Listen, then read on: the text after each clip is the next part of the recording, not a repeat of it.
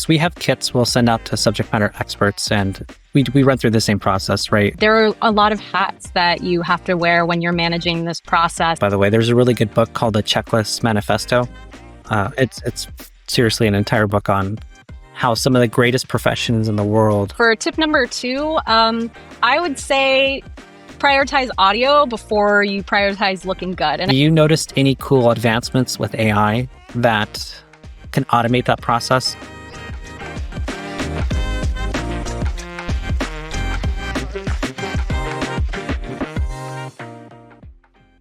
Hi everybody, Erick Prospero here. Today we're going to be talking to Jes Thompson specifically on remote filming tips, advice for yourself, or if you're working with different subject matter experts. So tune in. This is the Microlearning Lab. And Jes, I'm a big fan of you. I know you've been doing different types of things, right? Consulting in terms of acting or at least remote filming. But can you tell the audience a little more about yourself? Yeah, absolutely, Eric. Thank you so much for having me.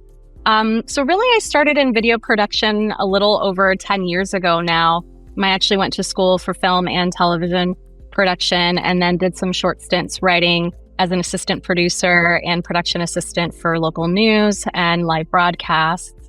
And then I shifted to higher education, and I spent my time building a career supporting students and campus-wide programming, both in California and Florida.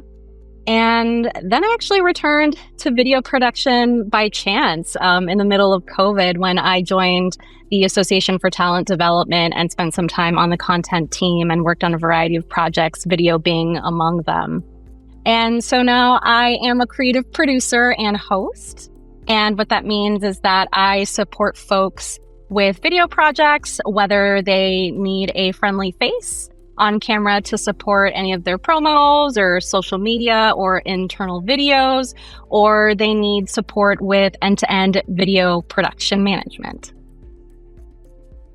Perfect. And you mentioned one thing that I wanted to call out too was you offer your services as an actor, right? Potentially on camera. And I do want to make a point that it's not necessarily just for promo videos. It could be for educational content as well. I know for Ninja Tropic, a lot of our clients, if the subject matter experts aren't excited about being on camera, if they're just shy or they start to get sweaty or they're just nervous, right? Sometimes you just don't want this person on camera. They're smart, they're capable.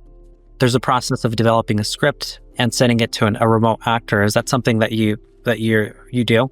Yes, that's correct. Yeah. So if folks need someone who is just able to deliver a script on camera, just depending on whatever tone they need, whether that's professional or authentic and engaging, that's something that I do offer. Perfect. And just curious, I know this is a weird tangent, but how has that process been? I mean, it seems fairly straightforward, right? They run through a script, you make sure the tone is aligned, and then you essentially read off a teleprompter. Right. It's a simple process, right? Yeah, that's correct. It is very straightforward. I work with clients that just exactly as you said, they'll send me a script. They might ask for some consultation. They might ask, for me to shift it around so that it fits my tone and voice. And then I provide several different reads to see how the client would like that video delivered. And then we land on the preferred delivery method. And then, I read on a green screen. I could also do it here from where I am behind a desk. So just really a variety of opportunities. Wonderful. And today we're going to be talking about working with subject matter experts or just recording remotely in general. So when it comes to the first tip, what do you have? Yeah, for sure. So my first tip is having a checklist. I think that if you're someone who's recording in a remote setting, there are a lot of hats that you have to wear when you're managing this process. And there's a lot of different things, whether that's framing and lighting and audio and making sure that your camera is in focus. And so I really do find that just having a checklist so that you can make sure that your I's are dotted, your T's are crossed, and that you have everything that you need when you're getting ready to record so that you don't miss anything, I think is a lifesaver. I know that in the past, have definitely been recording something remote. And I'm like, oh, I forgot to turn on my microphone, or, I forgot to hit record or something like that. So I definitely find that having a checklist keeps me accountable and helps me just make sure that I have everything that I need before I press record. Yeah, that makes sense. You definitely don't want to run through an hour recording session and realize that the mic was off. Or right. Exactly. Yeah. I did that about a month and a half ago. It was tedious. And I get it, because even if you've done this dozens of times, right, it's still so easy to overlook the simplest detail because you are comfortable. And yeah, I'm a big fan of checklists, by the way. There's a really good book called The Checklist Manifesto. It's seriously an entire book on how some of the greatest professions in the world, whether if it's a surgeon or a pilot, they all rely on checklists, because it doesn't matter how technical or how capable the person is, there's always the small details that make that Pareto difference, right, if that makes sense. Yeah, absolutely. And I love that you mentioned, like, even if you're a pilot, for instance, because that's how I think of it in my mind, right? Like, they have their checklist before takeoff, right? So that's something that that sort of helps me too when I'm getting ready to record in a remote setting. Awesome. All right. So tip number 2. Yeah. So for tip number 2, I would say prioritize audio before you prioritize looking good. And I know a lot of people talk about this, but it really is just that important, because folks will forgive poor video quality, but audio quality, yeah, you need to really worry about that before you worry about your visuals. And I think that some of the things that you can do in terms of making sure that you get good audio is just making sure that you're in a quiet space, that you're free from distractions, that you have like soundproofing in your space, whether that's, lots of rugs or drapes or other things that can help you with that. These days, there are a lot of really good options for getting high quality audio. For me, one of the tools that I love using is the Rode Wireless lavalier microphone. I've been using that for about 3 years now, and it's just a great tool. Also, I've used the Rode Pod mic, which can be good. USB microphones are really great. If not, there are some other microphones that you can just plug into your phone or your computer that will give you great audio quality. So I really think that the ability to get good audio quality these days is just, it's a lot easier. And so really just, I would recommend just like hopping on Amazon or wherever and just picking up a really good quality microphone for your recordings. Definitely. And what should one expect to pay for a good mic? Yeah, I mean, I think it really depends on what your budget is and what you're looking for.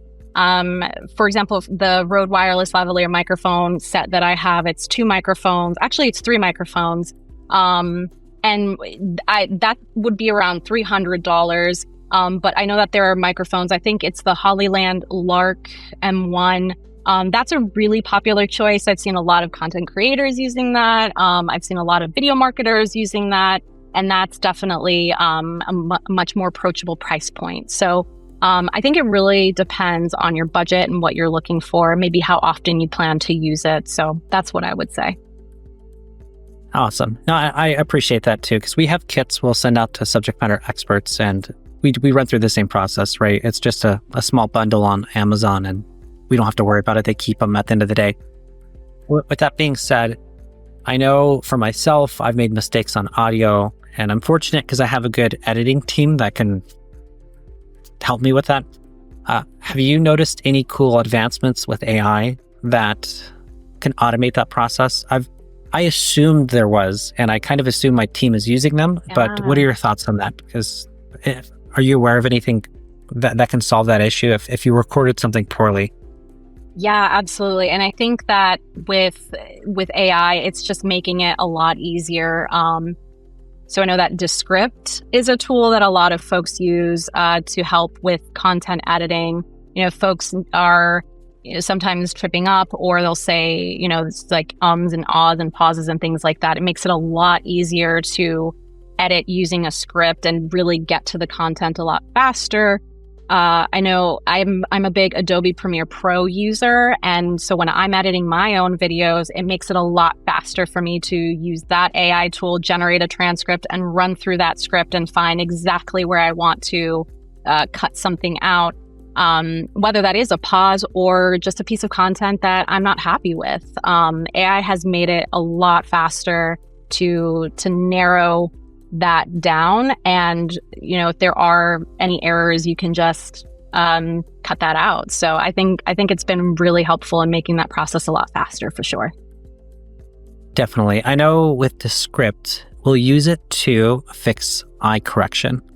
Have you played with that tool? So if you don't necessarily have a teleprompter at home, or if it's obvious that you're reading, I struggle with reading scripts. You can tell because my eyes are going to be pointing exactly at it. They have this really cool feature that aligns so it looks like you're looking directly at the camera. Yeah. I have not used it personally, but I've seen it, and I think it's really cool. I do know that like some folks say that it kind of doesn't look as natural. You can kind of tell. But I just think that the ability to have something like that, if you don't want to read from a teleprompter, I just think is really cool, because reading from a teleprompter itself is a whole different skill, and it takes practice. So yeah, I haven't used it, but I think I'm going to experiment with that, because I definitely am not someone who's shy about experimenting with tools. So I might give that a try. Yeah, I think the benefit of your setup too is you might have a well-structured teleprompter where it doesn't look like you're reading from a script, right? Right. Sometimes we'll have SMEs that are looking at their laptop, and it's kind of obvious. So just the positioning of the camera versus the webcam. Right. Yeah, cool. Definitely. But all right, so tip number 3. Yeah. So tip number 3 is lighting, right? So I think that lighting is huge. And what I would recommend is getting a panel light with a softbox. I know in the past, a lot of folks, and some folks might still use ring lights, but personally, that's not something that I really like using, just because I think it's a little bit harsher, and you can sort of get like the YouTuber eyes, like from many years back. So I think that being able to get an LED panel light with a softbox really gives you nice, diffused, even lighting. If you would prefer to use natural lighting, I would recommend that you just make sure that you're sitting in front of a window, or maybe having a light that is, just above your eyesight at about 45 degrees. I do have a light right here right now, and it's actually pointing at 45 degrees as we're having this conversation, and I have, a window, which is perfect. So yeah, I would just recommend, again, going on Amazon and just finding a lighting kit. There's so many online now. I also have this little mini LED light, actually, that is Omron makes it, and it's about $90, and it's really great. You can put it on your camera, and the brightness and color temperature on this thing is insane. So that's another thing that I would recommend. And it comes with a little softbox that you can put on the front. So, yeah, I would just recommend, checking those out, because there's so many options these days now for really good lighting. And let's just say somebody watching this is a little intimidated about the process, right? Setting up, that's kind of a hard thing to do. Maybe you can watch a YouTube video, but you might not have the certainty. Is that something you provide support on? For example, if they're struggling, or if they're not sure what type of setup, can you coach them through that remotely? Absolutely. I would be happy to help anyone who needs assistance, setting up this product. Because like you said, there's so many different hats that you have to wear, and so many things that you have to manage. And so I would love to support anyone that needs any help with this type of process. Perfect. All right, so let's jump into tip number 4. Yeah.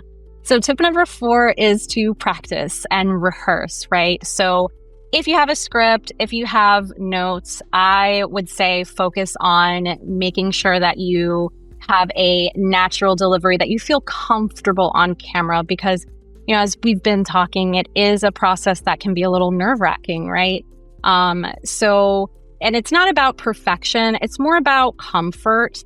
Don't worry so much about the ums and the ahs and the pauses and things as we were talking about earlier, because that can always be fixed with editing, and you can take pauses as you need. You can start and stop as many times as you want, but I would really focus on making sure that you feel comfortable reviewing your notes and your script many times, and thinking about it as if you're talking to a colleague or talking to a friend. Think about it as if you're talking to a friend or with a colleague, and just making sure that you feel comfortable. You definitely don't want to deliver something without having read through your notes or your script for the first time. So you just want to make sure that you're feeling comfortable with the material that you're going to be talking about on camera. I know practice is one of the best approaches for being comfortable, right? At the end of the day, it's just going through it multiple times. But for a subject matter expert that you're trying to walk through recording remotely, maybe it's a clinician or a doctor that they might not be excited about practicing or reviewing, are there any other tips? Or maybe you just record multiple times, but what type of advice do you have for somebody who's just getting into this? Yeah. So one thing that can work well that I know some folks do when they're recording videos is they'll record things in chunks. So they may say a sentence or two, and then they'll pause and take a moment, and they'll record another sentence or two. So I found that sort of chunking that material down can be really helpful, because it kind of gives you a break and you can recenter yourself and then pick it back up when you're ready.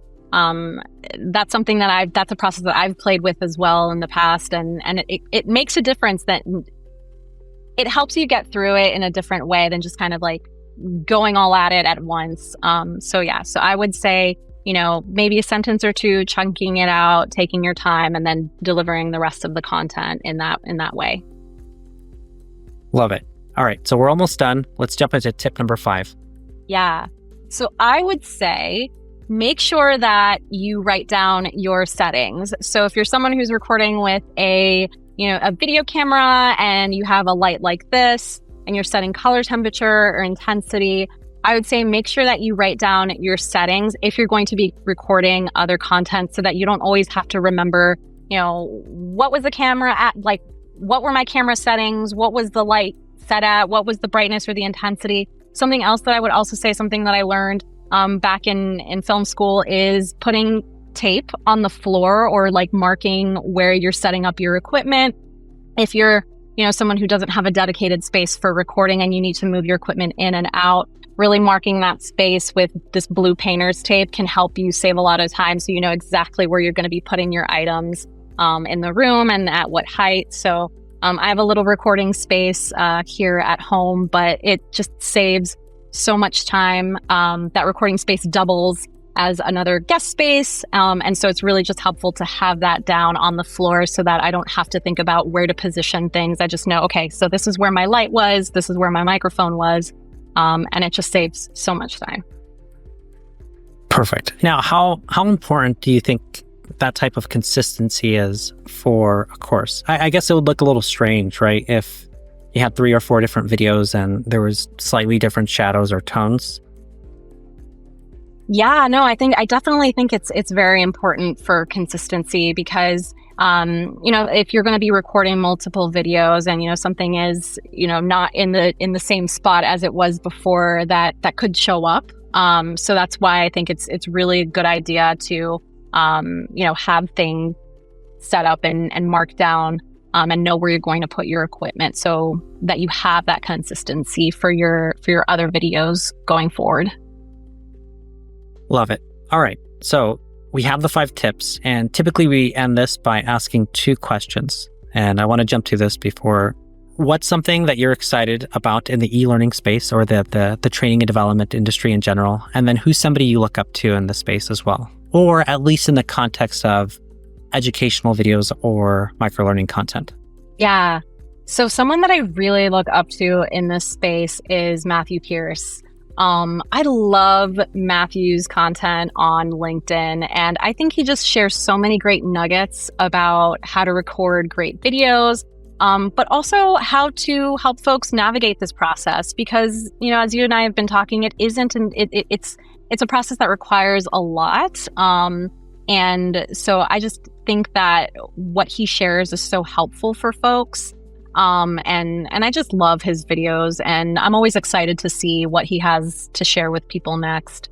And then something that I'm excited about in the industry is we've really seen video evolve from what it was in the past. When I went to school, it was very, you didn't really know how video would be leveraged. And I think that spaces like LinkedIn and TikTok and Instagram have really made opportunities for creating micro content and learning more accessible. It's really lowered the bar for folks to just grab their cameras on their phones and just record content and share that and educate others. So I'm really excited to see how video evolves from this point. And now we have AI in the picture. So I'm really curious to see what comes from this. We're just, cracking things open now with AI.